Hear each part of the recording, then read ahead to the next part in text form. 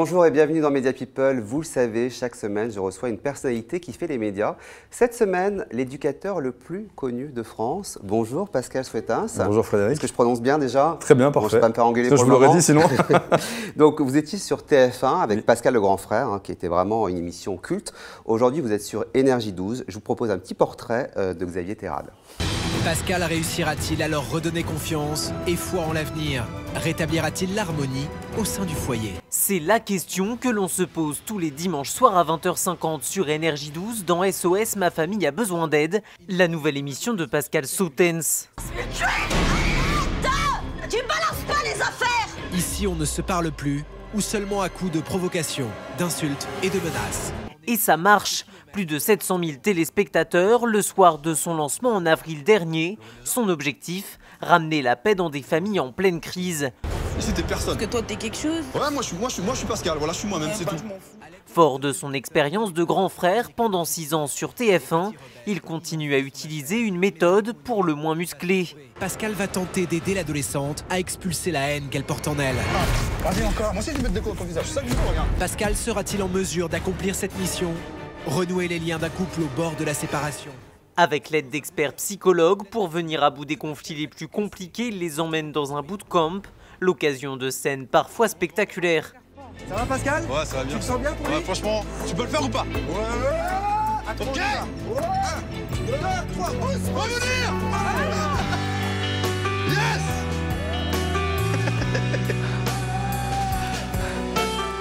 Jamais à court d'idées pour aider les jeunes, le coach prépare actuellement un livre pour réinculquer des valeurs, mais ce n'est pas tout.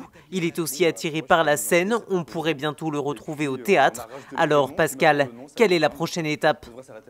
Alors Pascal, avant de revenir sur les prochaines étapes, on va reparler donc de SOS Ma Famille a besoin d'aide sur Énergie 12. Combien de numéros sont encore prévus, parce que c'est par salve, hein? Exact, et, il nous en reste encore 7 à tourner, donc sur une série de 12. Donc on a quand même pas mal avancé. Qui avait été signé avec Énergie 12. 12 émissions. Alors on est assez proche de Pascal le Grand Frère. Oui. Est-ce que vous n'aviez pas envie de vous frotter à un autre registre? Si, le théâtre d'une part, parce que ça m'intéresse, monter sur les planches et être confronté au public. Parce que là, moi, je suis derrière un petit écran, donc je... Mais à la télé, vous aviez pas envie de faire autre chose? Non, bah, j'avais des projets d'émissions. C'est très compliqué, parce que voilà, il faut en parler au réalisateur, au producteur, donc parfois l'idée ne plaît pas. Donc si, j'ai des trucs extrêmes, j'ai encore plein d'idées. Et justement, on y travaille. Parce que vous avez rejoint Énergie 12 comme coach pour la Starac, au démarrage. Oui, c'est exact. Est-ce que c'est ça qui avait motivé votre départ de TF1? Parce que vous reprochiez à TF1 de ne pas assez diffuser Pascal le Grand Frère.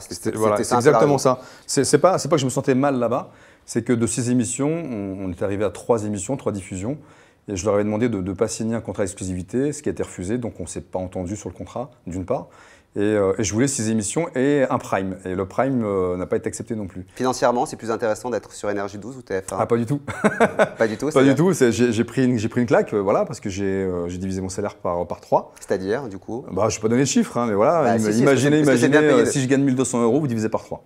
D'accord, donc voilà. 400 € par émission. C'est ça, donc c'est pas mal. Et vous arrivez à... Vous ne vivez que de ça? Bah, la preuve, regardez, aujourd'hui, j'ai un peu maigri par rapport à ce qu'on a connu de moi, donc je fais moins de sport, voilà, non. Non, mais blague à part, effectivement, non, je ne suis pas parti pour le salaire, donc comme quoi ça prouve encore une fois que je ne suis pas là pour l'argent, je suis là pour mon métier, et je voulais vraiment qu'on démontrer qu'il était possible de mettre d'autres méthodes de coaching dans cette émission. Et quand vous dites « j'ai pris une claque », finalement, vous regrettez un peu votre départ de TF1? Non, j'ai pas de regret, il ne faut jamais avoir de regret.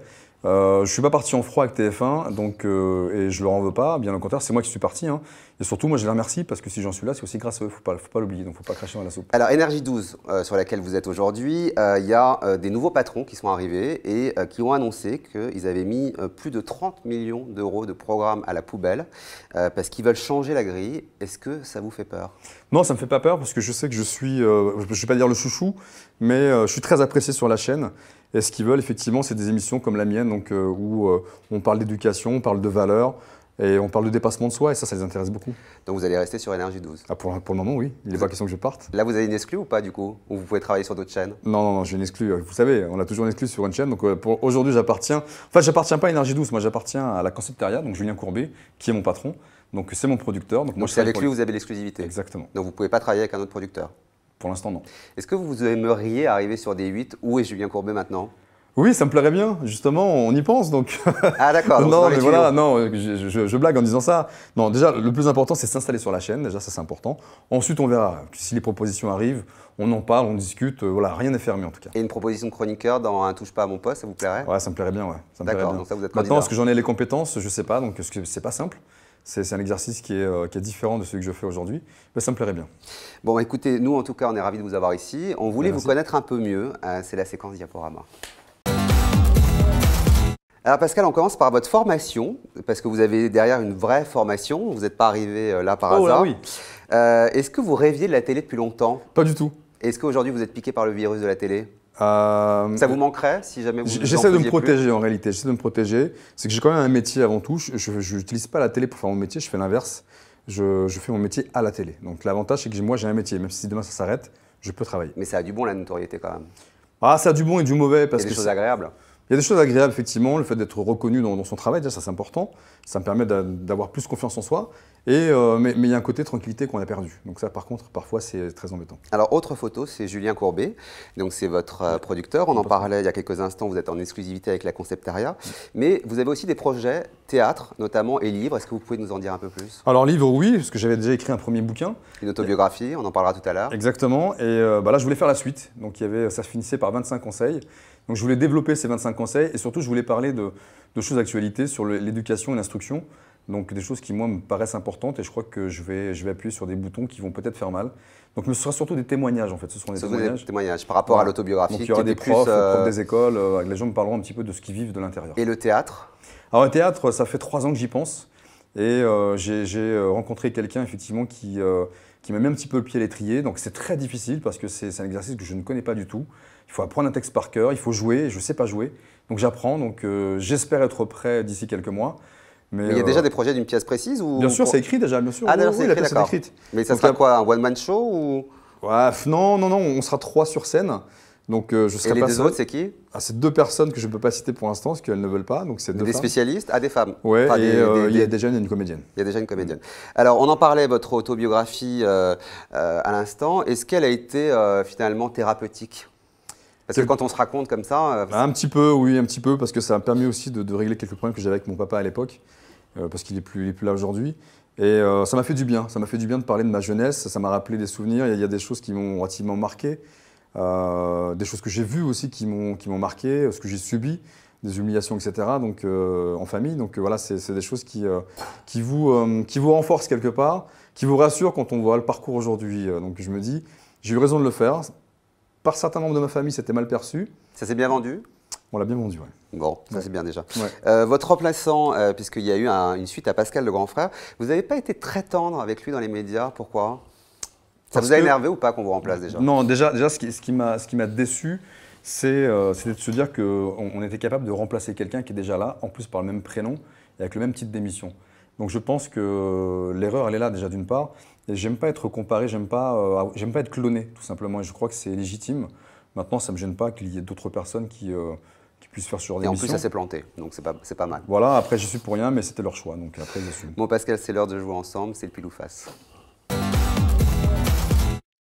Alors Pascal, j'ai 2 vidéos pour vous, 2 indices quand même pour vous aider. Pile, c'est faut pas le chercher. Et face, c'est redresseur de chroniqueur. Faut pas le chercher. Allez, c'est la vidéo Ouais. pile. Il y en a plein là, il y en a plein, j'en ai vu plein. vas-y, laisse monter la Il pression. y en a moult. Ah, je laisse monter la Ouais, allez, monte là. Tu veux que je te fasse du je me jouis dessus là? Quoi? Hein? Eh, je connais un tétraplégique qui frappe plus fort que toi. Ah, non. Ah, ça t'énerve là. Ça, c'est pas bien. Ah ouais, ah, c'est pas bien Non, ça. ça, c'est pas bien. Non, c'est pas bien ça. T'as envie de me taper là? Ah, t'as envie de me taper là? Allez, vas-y, viens me taper là. Allez, viens. Allez. Oh,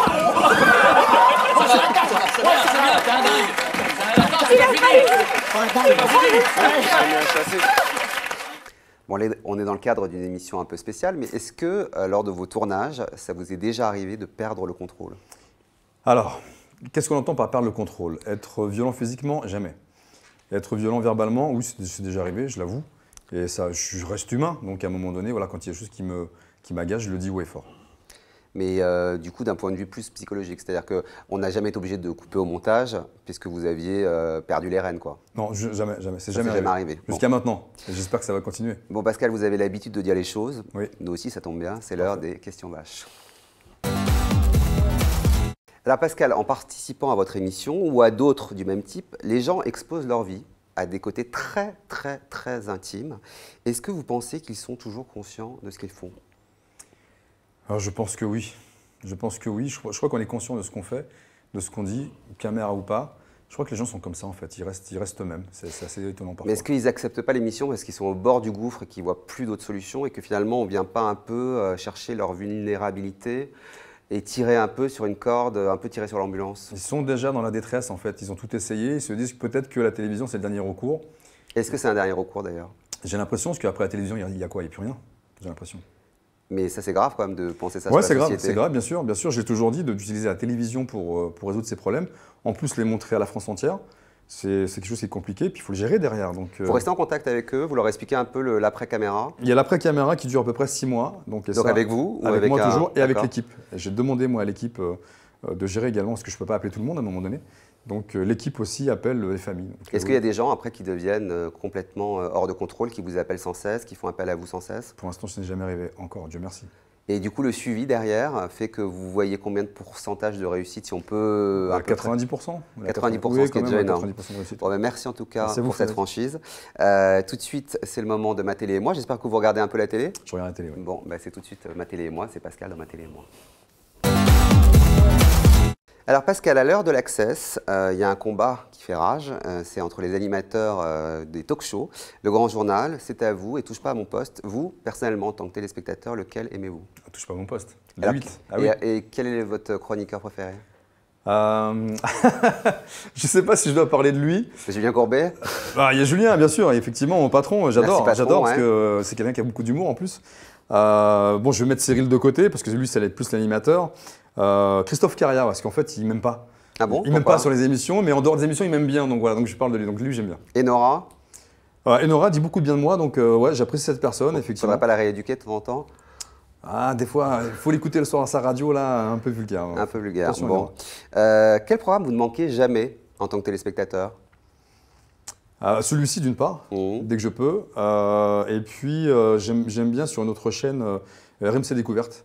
J'adore. Donc là, c'est beaucoup de documentaires. Voilà, exactement. Je suis plus là-dedans, effectivement. Et surtout, ce qui touche la Seconde Guerre mondiale. Alors là, d'accord, donc tout ce qui est documentaire historique. Ah, j'adore. Ouais. Il y a beaucoup de programmes de coaching, comme les vôtres à la télé. Alors, lequel vous trouvez d'utilité publique, qu'il ne faudrait vraiment pas retirer? Est-ce que c'est la mode incarnée par Christina Cordula sur M6? Est-ce que c'est l'immobilier avec Stéphane Plaza sur M6? Est-ce que c'est la cuisine avec Top Chef sur M6 ou Master Chef sur TF1? Ou l'éducation avec Super Nanny aujourd'hui sur NT1?